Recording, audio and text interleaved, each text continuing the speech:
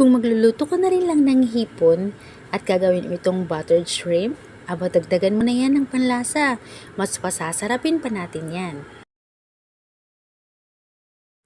Naglagay nga rin po ako ng butter dito sa may kawali. Hayaan lang po natin yan hanggang sa matunaw. Mga 1/4 lang po siguro ng butter ito yung kasing laki ng nilagay ko. Kasi 3/4 lang po ng hipon yung aking ilalagay or gagamitin para sa menu na ito. Saka ko po isinunod dito yung garlic o ng bawang. Bahagyang lutuin lang po natin itong bawang.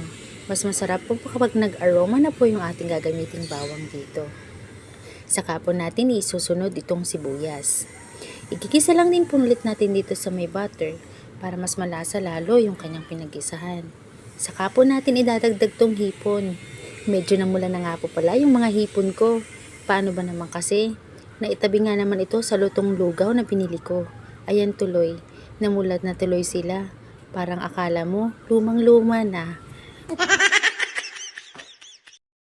Titimplahan ko na nga rin po pala ito ng asin, ng paminta at ng seasoning granules.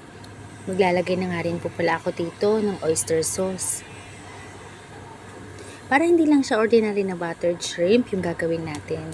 Titimplahan din po natin yan at lalagyan po natin yan ng sweet chili. Mas mapapasarap po kasi natin yan kapag nilagyan natin ng sweet chili. Kahit yung nakabote lang pwede na po iyon.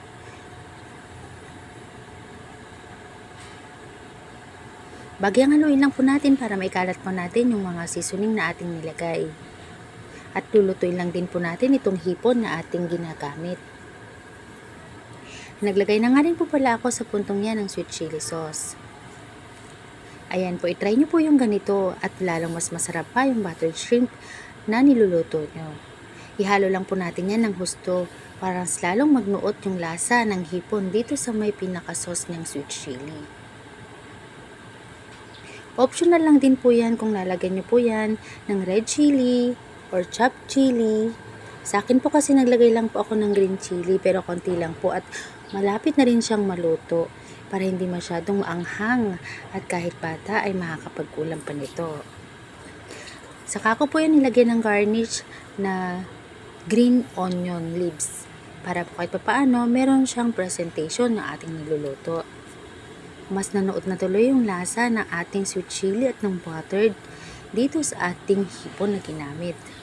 I-try nyo po para naman po mas masarap pa kaysa sa buttered shrimp na ordinaryong niluluto.